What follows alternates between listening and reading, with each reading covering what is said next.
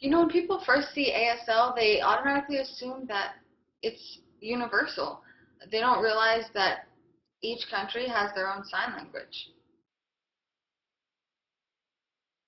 And each language has variations. So what do I mean by variations? ASL, for example, has many variations. So take, for example, the concept early. These are all the different signs that convey that same concept early. Another example would be the concept birthday. So you can sign birthday so many different ways. You can sign it from the ear, from the chin. All of these signs are true ASL, but they represent variations within the language. So there's two different factors that contribute to these variations: social factors and geographical factors. Social factors include things like age, gender, race, social economic class, so ranging anywhere from poor to wealthy. Now, geographical factors depend on where you live. So two communities may not have contact within one another because there's a river in between or a border that prevents that contact.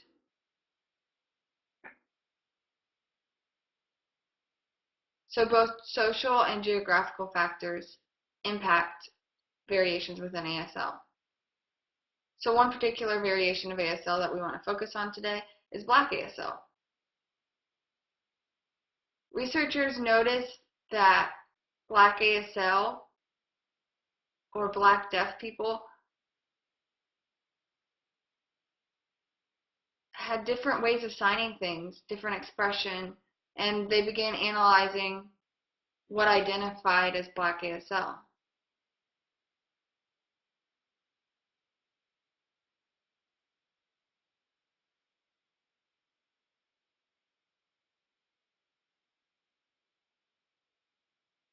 So 4 different people started researching this Black ASL. It was C.O. Lucas, Carolyn McCaskill, myself, Joseph Hill, and Robert Bailey. The first 3 I mentioned went to Gallaudet, and Robert Bailey went to California Davis. So they all got together and came up with 2 different research questions. So the first question was, what happened throughout history that caused Black ASL to develop, based on social and geographical factors? The second question is, how do we identify Black ASL? What kind of linguistic features separate Black ASL from any other variation? So different things like signing space, location of the sign, movement. We noticed that these parameters separated Black ASL from any other variation of sign language.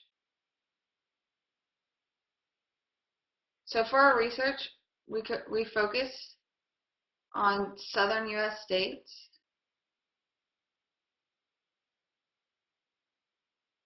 and the reason we did this is because in the southern states they experienced segregation, where Black deaf students and white deaf students were separated, which contributed to the variation. So we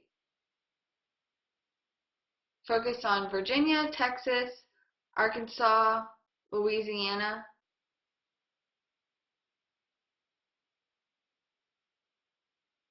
We separated the research group into 2 different age groups, an older generation and a younger generation. So the older generation was 55 years and above, the younger generation was 35 years old and below.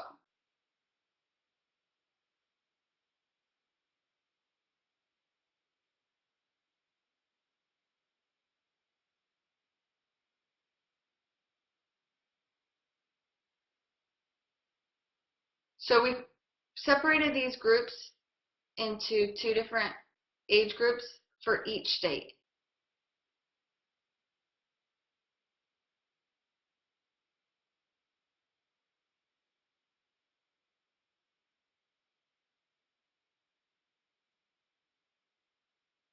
So we're not going to discuss all the linguistic features that separate Black ASL from any other variation,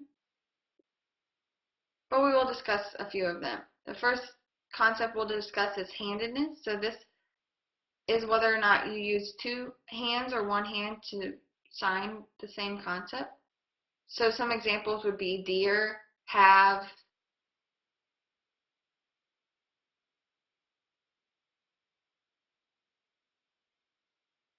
So we compared black ASL users and white deaf ASL users, and we noticed that Black ASL users tended to use two hands rather than one hand. The white ASL users use one hand signs. So the next concept we're going to discuss is location of the sign. So the general format of a sign or location of the sign is towards the forehead, but some ASL users tend to sign the same sign closer to the chin. So a couple of examples would be no, teach, things like that. So we noticed that Black ASL users tended to gravitate more towards the forehead when producing these signs versus when white ASL users produce these signs closer to the forehead. The next concept we're going to discuss is signing space.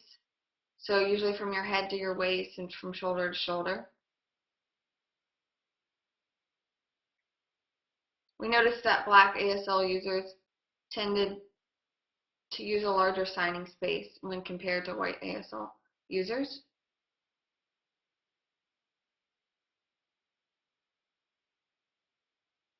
So we asked the older generation of Black ASL users for different old signs that they tend to use. We noticed that the sign for science, they use a pinky, upside down pinky that bounced along the backhand of the hand. Another sign was pour.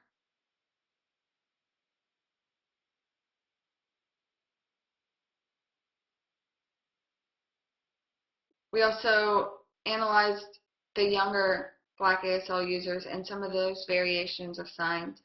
So the sign important,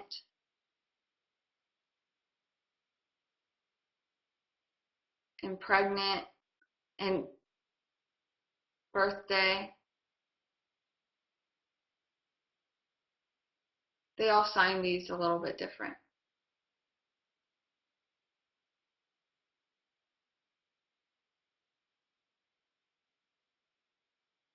Then we asked African American deaf people about their experience with having access to technology and how this impacted their learning.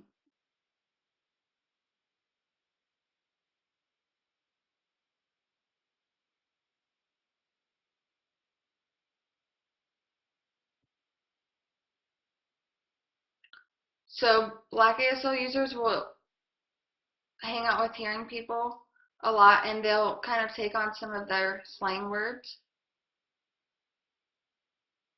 We asked them to show us some of these words and how they incorporated this into Black ASL. Some of these phrases included my bad, girl please, I know that's right.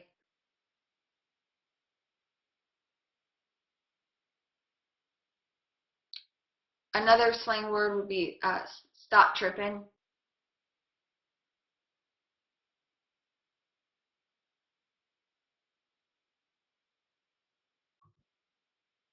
Now, in our research, we found so many different ways to identify Black ASL. And this is just a surface level research.